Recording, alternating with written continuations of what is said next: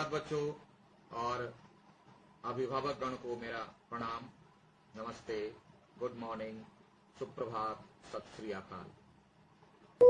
प्रिय शिष्यों, आपके सामने जो ये चित्र चल रहे हैं, इनमें हिंदी के बहुत महान साहित्यकार हैं। कोई आलोचक हैं, कोई प्रकृति के प्रेमी हैं, कोई प्रेम के प्रेमी हैं, कोई ईश्वर के प्रेमी हैं। तो उनके चेहरों के साथ उनके नाम दिए जा रहे हैं। आप इन्हें याद रखें। एक हिंदी साहित्य के विद्यार्थी होने के नाते आपकी पाठ्य पुस्तकों में इनकी रचनाएं पढ़ने को मिलेगी, जिसे हम लोग पढ़ेंगे, और बोर्ड परीक्षा तक में इनके नाम और इनके काम और इन्हें किस नाम से पुकारा जाता है, किस धारा के कवि हैं, इनसे संबंधित प्रश्न पूछे जाते हैं। इसलिए आप इन्हें भी सम्मान के साथ याद रखेंगे। जो निकाली क्लास 9 साहित्य सागर। एक सूचना आपके लिए, हो सकता है मैं आपको 10 में भेज दूं कि 9 के लिए और 10 के लिए सिलेबस में कुछ कटौती यानी रिड्यूस किया गया है बोर्ड के द्वारा। तो उसका कटिंग आप अपने आईसीएसई बोर्ड के वेबसाइट पर जाके देख लोगे। रिड्यूस्ड सिलेबस, वेरीफाइड सिलेबस वहां है। और ऐसे मैं भी मैंने कटिंग करके रखा हूं, कुछ देख करके आपको मैं 10 में भेज दूंगा। ठीक है, तो आप लोग देखो, उसमें लेसन को घटा दिया गया है। ये जो लॉकडाउन में पीरियड में जो ऐसा कुछ हुआ है, तो उसमें लेसन को घटा दिया गया है। तो इसमें जो है साहित्य सागर से 8, फिर गद्य में और पद्य में भी 8, 10 हैं, तो 2 हटा दिया गया है। क्लास 9 के लिए साहित्य सागर के गद्य से 8, पद्य से 8 और एकांकी में 5, एकांकी में 6 है, तो उसमें से 5 कर दिया गया है ना। मैंने महाभारत की एक सांझ को हटा दिया गया है, महाभारत की एक सांझ को हटा दिया गया एकांकी से। और साहित्य सागर में संदेह को हटा दिया गया, और जामुन का पेड़ तो पहले से हटा हुआ, यानी 2 ये हट गया तो बच गया 8। ठीक है, तो 8 इसमें है, यानी लिटरेचर साहित्य सागर के गद्य में संदेह और जामुन का पेड़ को हटा दिया गया है, तो बच गए 8। और पद्य भाग में भिक्षुक और मातृ मंदिर की ओर, ये 2 को हटा दिया गया। मैं भेज दूंगा कटिंग करके, स्क्रीनशॉट करके भेज दूंगा आपको। ठीक है, तो चलिए आइए निकालिए साहित्य सागर। हम लोग पढ़ रहे थे महायज्ञ का पुरस्कार। देखो, साहित्य पढ़ने के लिए क्लास में बहुत बार चर्चा किए, कुछ बातों का होना आवश्यक नहीं है, अति आवश्यक है, क्योंकि इसके बिना साहित्य को समझना असंभव है, नामुमकिन। जिसमें पहली बात है हृदय का होना, हार्ट का होना, दिल का होना। बोले सर सबके पास दिल है, किसके पास दिल है? बिना दिल का कौन होता है? साहित्य में दिल का अर्थ होता है उसमें सन्निहित भाव, इमोशंस। अगर यह नहीं है तो आप साहित्य के अर्थ को नहीं समझ पाओगे, कभी नहीं। तो यहां ये बातें भाव से जुड़ी हुई है। दूसरा है कल्पना। कल्पना कीजिए तभी तो कुछ साकार होगा। तो भाव चाहिए, कल्पना चाहिए, और तीसरा है तुलना चाहिए, कंपैरिजन। मिनिमम ये 3 बातें आपके पास हैं तो आप साहित्य को बड़े आराम से समझ सकते हैं और इसका आनंद ले सकते हैं, नहीं बल्कि महानंद है ये।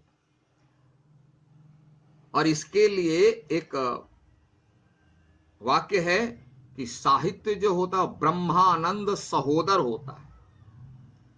ब्रह्मानंद सहोदर का अर्थ होता है जो आनंद ईश्वर की प्राप्ति में है वही आनंद साहित्य को पढ़ने में है।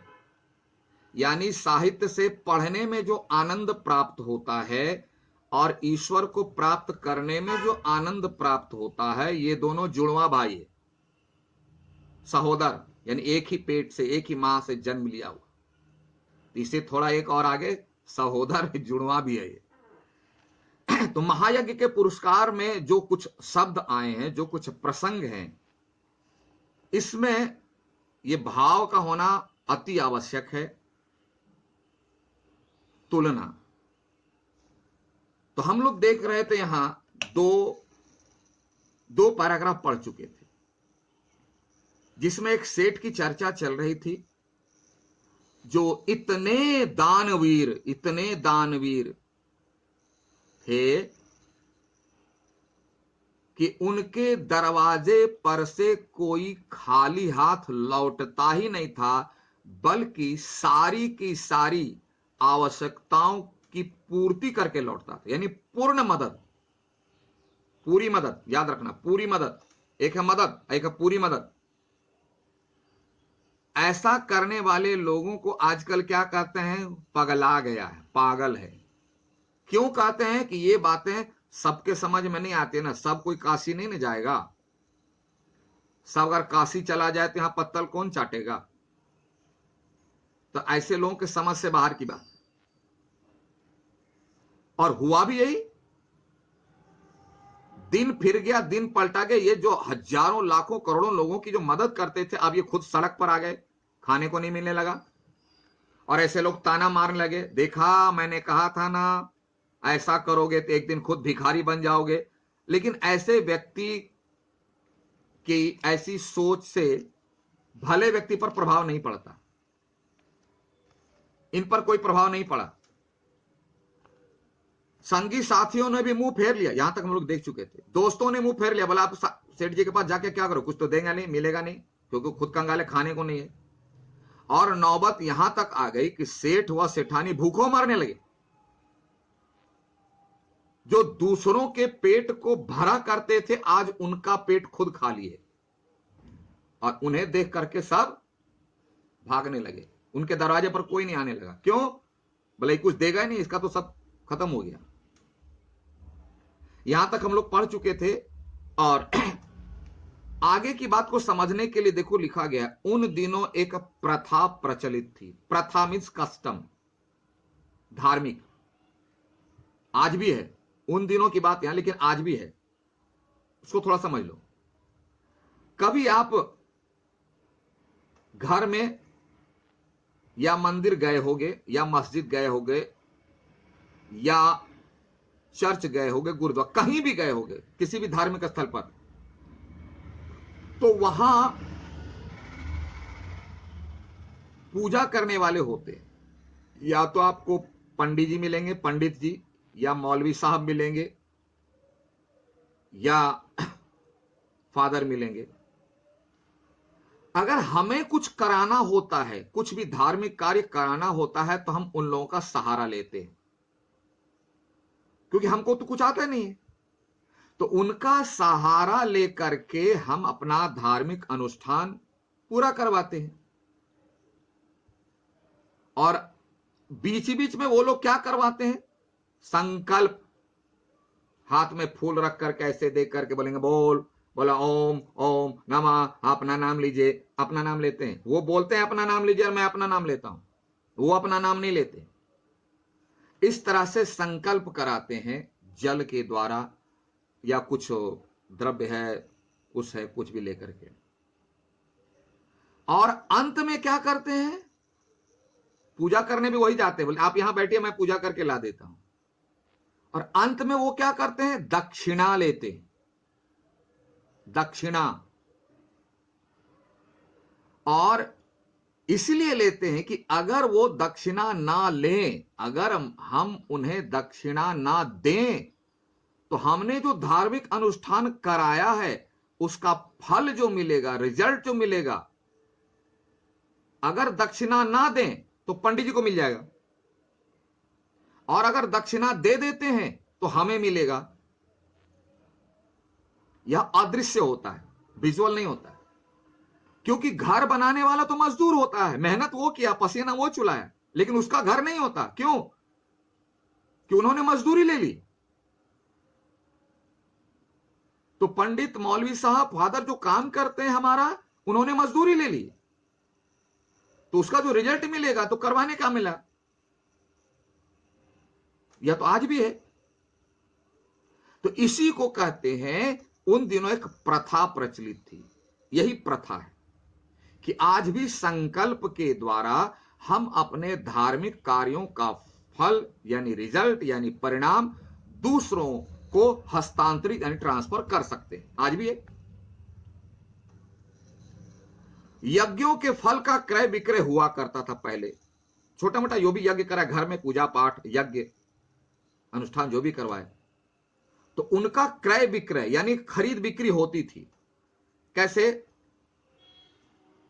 तो मैं उसी संकल्प लिया, संकल्प के साथ दोनों ईश्वर की शपथ लेकर कहते हैं कि मैंने इन्हें अपने यज्ञ का फल दिया, और वो बोलते हैं स्वीकार किया, और वो कहते हैं इसके बदले मैंने इन्हें कुछ अनाज दिया या यह वस्तु दान दी। दोनों आपस में संकल्प करते हैं ईश्वर का नाम लेकर के। आज भी करते हैं। अब यहां भ्रम नहीं होना चाहिए कि पंडित जी को सर मांगते हैं 500 1000, नहीं। उनकी मजदूरी न्यूनतम जो है वह दे देनी चाहिए। अब वो डिमांड करते हैं, वो गलत है। न्यूनतम यानी देनी है आपको दक्षिणा। तो आज भी होता है, पहले वही होता था। छोटा बड़ा जैसा यज्ञ होता वैसा उनके अनुसार मूल्य मिल जाता, उनके अनुसार उसको मूल्य मिल जाता है। मूल्य में विजुअल, खाना हो, कपड़ा हो, कुछ भी हो। जब बहुत तंगी हुई, तंगी मतलब बहुत कष्ट आया, बहुत मुसीबत आ गई, तो एक दिन सेठानी ने कहा, सेठ ने नहीं कहा, सेठानी ने कहा कि ना हो तो एक यज्ञ ही बेच डालो। बोला कोई उपाय तो नहीं, हमारे पास तो कुछ है नहीं विजुअली तो कुछ है नहीं, एक यज्ञ का ही परिणाम बेच दीजिए और उसके बदले में कुछ खाने पीने की सामग्री ले आइए। सुनकर पहले तो सेठ बहुत दुखी हुए। दुखी होने के दो कारण। दुखी इसलिए हुए कि यज्ञ जो बेचेंगे इस बात को कौन समझेगा, कौन लेगा, समझने वाली तो दुनिया है नहीं।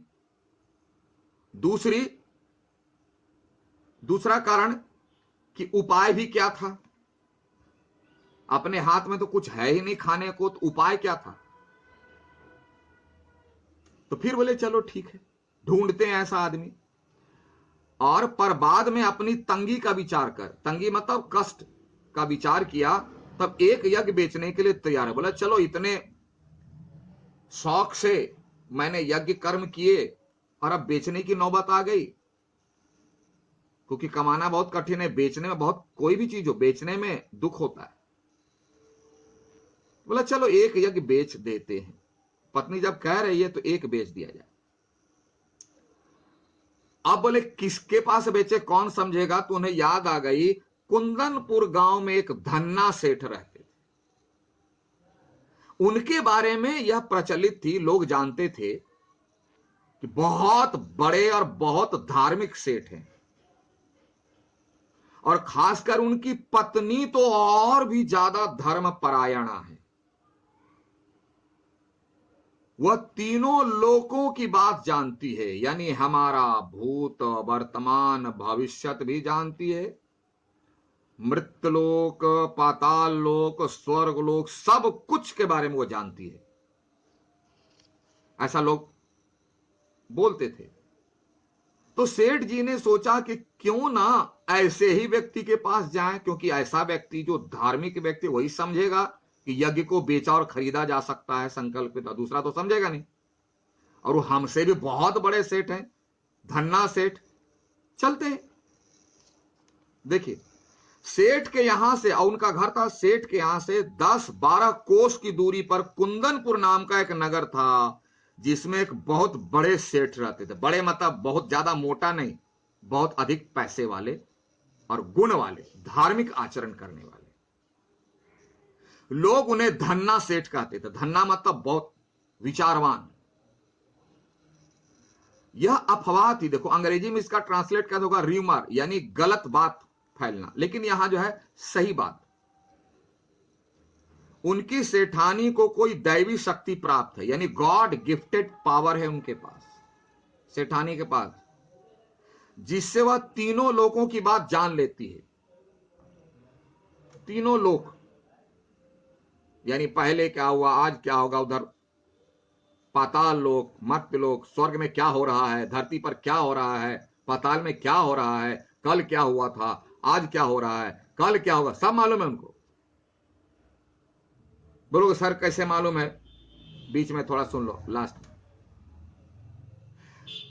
पुरुष में ऐसी शक्ति पाने के लिए उन्हें संसार के सुखों का त्याग करना पड़ता है और हिमालय यानी एकांत में साधना करनी पड़ती है। लेकिन फिर भी मिलेगा कि नहीं मिलेगा गारंटी नहीं, नो गारंटी।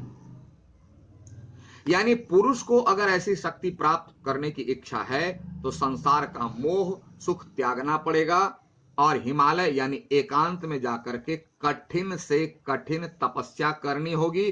फिर भी मिलेगा कि नहीं मिलेगा मालूम नहीं।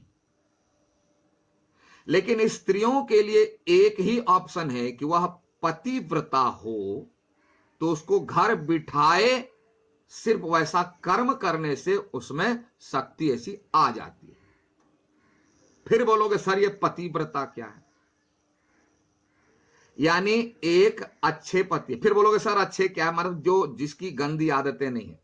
क्योंकि पिछले क्लास सेशन ने पूछा था कि सर अगर किसी का हस्बैंड पियक्कड़ हो, जुआड़ी हो तो उसके लिए नहीं है यार। यानी जिसकी कोई गंदी आदतें नहीं है, ऐसे पति के आदेश को ईश्वर का आदेश मानकर सहर्ष बिना प्रश्न शिरोधार्य करे, पालन करे, तो उसमें अपने आप ऐसी शक्ति आ जाती है। अब इस पर भी बहुत समय हो रहा है, नहीं तो अभी बहुत डिटेल क्लास में या फिर अगले क्लास में हम आपको बताएंगे कि क्या इसका भी पीरियड होता है। यस, ऐसा नहीं कि 2 दिन व्रत किया तीसरे दिन फल मिल गया, नहीं होता है। आजीवन करना पड़ता है, आजीवन। और उसकी शक्ति धीरे धीरे उत्तरोत्तर यानी कंटिन्यू बढ़ती रहती है, जो अगले क्लास में हम लोग फिर इसको देखें। क्योंकि ऐसे प्रश्न पूछे जाते हैं, ये पतिव्रता क्या है, इससे क्या होता है, सेठानी के बारे में कौन सी अफवाह उड़ी हुई थी, इसको हम लोग अगले क्लास में देखेंगे। तब तक के लिए आप यहां दाग लगा लीजिए। Have a nice day, thank you.